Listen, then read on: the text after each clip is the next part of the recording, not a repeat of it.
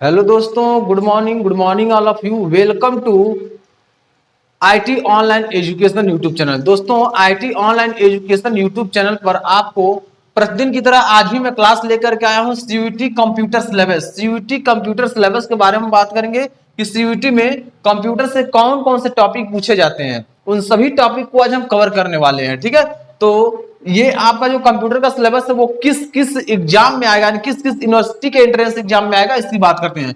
तो DDU university Deendayal Gorakhpur विश्वविद्यालय के आपका एग्जाम में आएगा, एयू इलाहाबाद यूनिवर्सिटी में आएगा, एलयू यूनिवर्सिटी में आएगा, बीएचयू यूनिवर्सिटी में आएगा, डीयू यूनिवर्सिटी में आएगा और साथ साथ में आपका जेएनयू में भी आएगा। किसमें? जेएनयू में भी आपका आएगा। ठीक है ना। तो ये आपके यूनिवर्सिटी का अगर आप फॉर्म भरे हैं तो हो जाइए तैयार। आज से कंप्यूटर क्लास स्टार्ट हो चुका है और कंप्यूटर क्लास को ज्वाइन कीजिए। और दोस्तों, मैं आपको बार बार यह प्रेरणा देता हूं कि जब हमारा क्लास आप ज्वाइन कीजिए तो एक कॉपी और एक पेन जरूर लेकर बैठिए ताकि स्पष्ट रूप से क्लास को आप ज्वाइन कर सकें। ठीक है ना। तो चलिए फटाफट सिलेबस को नोट डाउन करिए और इस सिलेबस के बारे में पूरा डिटेल्स में दोस्तों इसी क्रम में मैं आपको बताऊंगा कि क्या स्ट्रेटेजी रखा जाए, किस प्रकार पढ़ा जाए कि कंप्यूटर का सिलेबस आपका जल्दी कंप्लीट हो जाए और वह आप इन सभी यूनिवर्सिटी में से किसी भी यूनिवर्सिटी का फॉर्म आप डाले हैं एंट्रेंस एग्जाम का तो आसानी से कंप्यूटर का क्वेश्चन सॉल्व कर सके। इस स्ट्रेटेजी से हम लोग तैयारी करेंगे ताकि आसानी से एग्जाम क्रैक हो सके। ठीक है दोस्तों, तो कुछ पंक्तियां मैं आपके लिए बयान कर रहा हूं। मंजिल उन्हीं को मिलती है, मंजिल उन्हीं को मिलती है जिनके सपनों में जान होती है, मंजिल उन्हीं को मिलती है जिनके सपनों में जान होती है। पंख से कुछ नहीं होता, पंख से कुछ नहीं होता, हौसलों से उड़ान होती है, हौसलों से उड़ान होती है। तो दोस्तों एक बार और आपका बहुत बहुत स्वागत करते हैं IT online education YouTube channel पर, जहां आपको सभी प्रकार के सब्जेक्ट की प्लेलिस्ट बनकर के तैयार हो चुकी है। आप जाकर के वहां से कोर्स में इनरोल हो सकते हैं अपने इच्छा के अनुसार। रीजनिंग की क्लास तैयार हो चुका है, हिंदी का क्लास तैयार हो चुका है और करंट अफेयर क्लास तैयार हो चुका है। ऐसे ही अन्य जो भी क्लासेस हैं वो तैयार हो चुके हैं। तो अब हम इन्हीं क्लास के बारे में बात करते हैं। करंट अफेयर भी आप ज्वाइन कर सकते हैं। सब कुछ आपको यही मिलने वाला है, कहीं और जाने की आवश्यकता नहीं है। आप हमारे डिस्क्रिप्शन बॉक्स में जाइए, वहां से सोशल मीडिया प्लेटफॉर्म का लिंक दिया गया है, आप जाकर के टेलीग्राम फॉलो कीजिए, आप ज्वाइन कर लीजिए और फेसबुक को फॉलो कर लीजिए, इंस्टाग्राम को फॉलो कर लीजिए, क्योंकि वहीं पर मैं आपको शॉर्ट ट्रिक, वहीं पर आपको पीडीएफ नोट्स प्रोवाइड करते हैं। तो देर किस बात की और किसका इंतजार, आज ही सब्सक्राइब करें हमारे चैनल जिसका नाम है IT online education. IT online education पर आपको सभी कंटेंट दिए जाते हैं रेगुलर।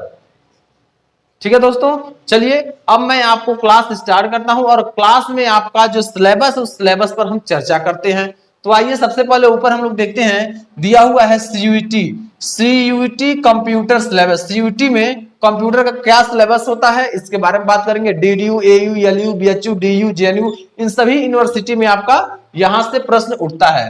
तो कंप्यूटर साइंस का सिलेबस क्या है इसके बारे में हम लोग बात करते हैं। अब देखिए यहां दिया है पहला सिलेबस क्या है आपका, यानी पहला चैप्टर हमें क्या पढ़ना है, थोड़ा सा लेंथी है ये पहला चैप्टर।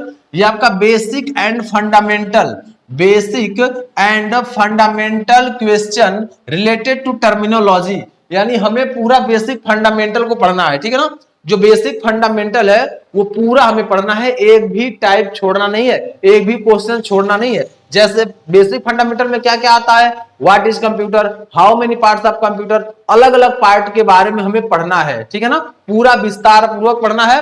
जो बेसिक आपका फंडामेंटल होता है उसे पढ़ना है। ठीक है ना। इस बात का ध्यान रखिएगा कि आपको जो भी बेसिक फंडामेंटल आपके क्वेश्चन होते हैं उन क्वेश्चन को भी करना है और क्वेश्चन को करने के साथ साथ आपको थ्योरेटिकल भी पढ़ना होगा। ठीक है, चलिए आगे दिया नंबर सिस्टम। अब नंबर सिस्टम में क्या क्या आता है मैं आपको बता दूं, मैथ नहीं है, इस बात का ध्यान रखिएगा। मैथ नहीं है कि नेचुरल नंबर पढ़ेंगे आप, मैथ नहीं है कि ऑड नंबर या फिर आप इवन नंबर पढ़ेंगे, प्राइम नंबर को प्राइम नंबर पढ़ेंगे। यह आपका है कंप्यूटर। तो कंप्यूटर में आपको क्या पढ़ना है, नंबर सिस्टम में आपका बाइनरी नंबर सिस्टम आएगा और डेसिमल नंबर सिस्टम और ऑक्टल नंबर, ये तीन नंबर सिस्टम के बारे में आपको पढ़ना है। यही आपके सिलेबस में हेक्साडेसिमल नंबर सिस्टम होता है, लेकिन उसे नहीं आपको पढ़ना, सिलेबस में नहीं दिया। ठीक है, तो इसमें आपको बाइनरी नंबर सिस्टम पढ़ना है, डेसिमल नंबर सिस्टम पढ़ना है, ऑक्टल नंबर सिस्टम पढ़ना है। तो बाइनरी नंबर जो सिस्टम होता है 0 और 1 होता है। बाइनरी नंबर सिस्टम जो होता है वो 0 और 1 होता है। क्या होता है? 0 और 1 होता है ये बाइनरी नंबर सिस्टम। तो 0 और 1 से ही जो भी आपका एलसीएम होगा, एचसीएफ होगा, ऐड होगा, मल्टीप्लाई होगा, डिवाइड होगा, ठीक है, सब्सट्रैक्ट होगा, सब करना है आपका इसी में से। 0 और 1 से ही होगा, इसके सिवा कोई और अदर नंबर नहीं होता है। ठीक है, कैसे स्क्वायर निकालते हैं, कैसे क्यूब, ये सब कुछ मैं आपको बताऊंगा। लेकिन ये ध्यान रखिएगा, कभी जब भी कमेंट करिएगा एक बार सोच लीजिएगा, क्योंकि मैं आपको decimal number system, octal number system और बाइनरी नंबर सिस्टम पढ़ाऊंगा। यह आपका मैथ से थोड़ा सा हट के होता है। जैसे इसमें जब 1 और 1 को ऐड करते हैं 11 होता है, इस बात का ध्यान रखिएगा। ठीक है ना, ऐसे ही प्रश्न आपको मिलेंगे, कोई दिक्कत नहीं, सब कुछ सॉल्व कर लेंगे, किसी प्रकार की आपको समस्या नहीं होगी। ठीक है, तो ये आप समझ गए operating system, binary, decimal, octal. ठीक है, यहां आपको समझ में। अगला हम लोग पढ़ेंगे ऑपरेटिंग सिस्टम के बारे में। कंप्यूटर जो हमारा ऑन होता है वो ऑपरेटिंग बेस्ड होता है, यानी जब कंप्यूटर हम ऑन करते हैं तो ऑपरेटिंग सिस्टम पहले सभी फाइलों को सही ढंग से सुचारू रूप से संचालित करता है, उसके बाद हमारा कंप्यूटर क्या होता है? ऑन होता है। तो ऑपरेटिंग सिस्टम के बारे में पढ़ेंगे। क्या पढ़ेंगे? ऑपरेटिंग सिस्टम के बारे में पढ़ेंगे। तो ऑपरेटिंग सिस्टम के बारे में लिनक्स होता है, यूनिक्स होता है, उसके बाद आपका विंडोज होता है, विंडोज 7, विंडोज 10, ये सब क्या है? ये सब आपके ऑपरेटिंग सिस्टम ही है। तो ऑपरेटिंग सिस्टम के बारे में हम फुली जानकारी देंगे और उससे रिलेटेड क्वेश्चन कैसे बनते हैं इनके बारे में भी बात करेंगे। आगे आपका है एप्लीकेशन ऑफ कंप्यूटर। अब कंप्यूटर में कौन कौन से ऐसे एप्लीकेशन होते हैं उन सभी के बारे में पढ़ेंगे। एप्लीकेशन ऑफ कंप्यूटर, जैसे आपका कंप्यूटर में कौन कौन सा एप्लीकेशन होता है? एमएस वर्ड हो गया, एक्सेल हो गया, पावर पॉइंट हो गया, यानी एमएस ऑफिस के जितने पार्ट होते हैं सभी को कवर करना है। और साथ में आपको फोटोशॉप हो गया, ये भी आपका एप्लीकेशन सॉफ्टवेयर होता है। तो जितने एप्लीकेशन सॉफ्टवेयर होते हैं ये आपको कवर करना है सीयूटी एंट्रेंस एग्जाम में। ठीक है, तो ये आपका हो गया। उसके बाद हमें कवर करना हार्डवेयर एंड सॉफ्टवेयर को कवर करना है। कौन कौन से ऐसे पार्ट होते हैं जो हार्डवेयर होते हैं और कौन कौन से ऐसे पार्ट होते हैं जो सॉफ्टवेयर होते हैं। हार्डवेयर सॉफ्टवेयर दोनों हमें कवर करना है। ठीक है, और हार्डवेयर सॉफ्टवेयर के साथ साथ हमें इनपुट डिवाइस और आउटपुट डिवाइस के बारे में भी पढ़ना होगा, और इसके साथ साथ पेरिफेरल डिवाइस के बारे में पढ़ना है। तो ऑल इनपुट और output device are called peripheral device, यानी जितने इनपुट डिवाइस और आउटपुट डिवाइस होते हैं वो पेरिफेरल डिवाइस में आते हैं। ठीक है, जो अलग से अटैच किए जाते हैं और इंटरनल एक्सटर्नल दोनों होते हैं।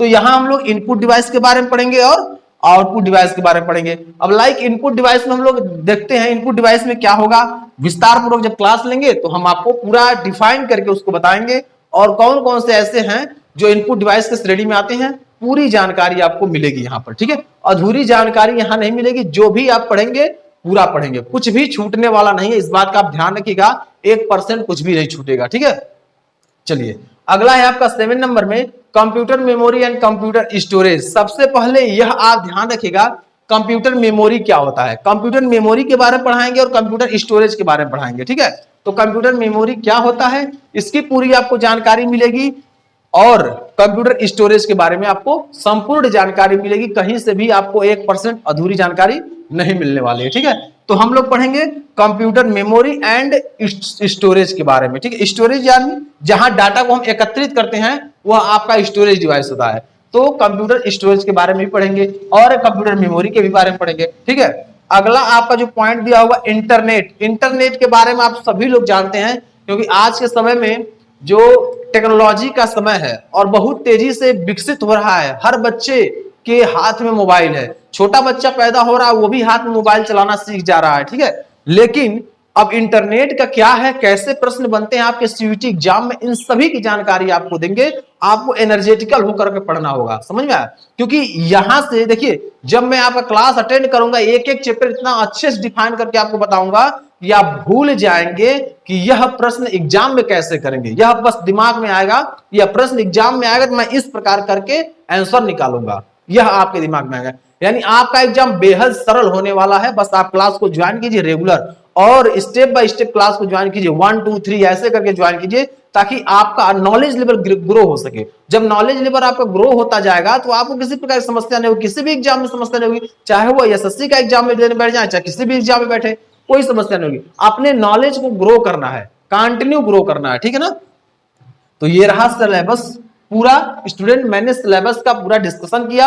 अगर आपका कोई चैप्टर छूट रहा होगा तो एक बार हमें कमेंट कर दीजिएगा, ठीक है। वैसे कोई चैप्टर छूट नहीं रहा है, हम इसमें पेरिफेरल डिवाइस को इंक्लूड कर देंगे, ठीक है ना, और प्रोसेसिंग डिवाइस को भी इंक्लूड कर देंगे। दो एक है उसे इंक्लूड करके हम पढ़ा देंगे। अगर किसी प्रकार की आपको समस्या होगी तो तुरंत आप हमें कमेंट बॉक्स में लिखिए, आपका पूरा सॉल्यूशन किया जाएगा, ठीक है ना। किसी प्रकार की आपको समस्या नहीं होने देंगे, ये मेरा वादा है, ठीक है। तो चलिए हम एक बार और आपसे कहना चाहते हैं कि आप अधिक से अधिक चैनल को शेयर कीजिए, आप अधिक से अधिक हमारे ऐप को डाउनलोड कीजिए, अधिक से अधिक लोगों तक शेयर कीजिए, ताकि वो लोग भी हमारे इस ऐप को डाउनलोड कर सकें और आसानी से अपने एग्जाम की तैयारी कर सकें, ठीक है। तो क्लास को मैं आज यही एंड करना चाहता हूं। नए क्लास में नए चैप्टर के साथ हम लोग स्टार्ट करेंगे। तब तक के लिए इजाजत दीजिए। जय हिंद, जय भारत, नमस्कार, वंदे मातरम।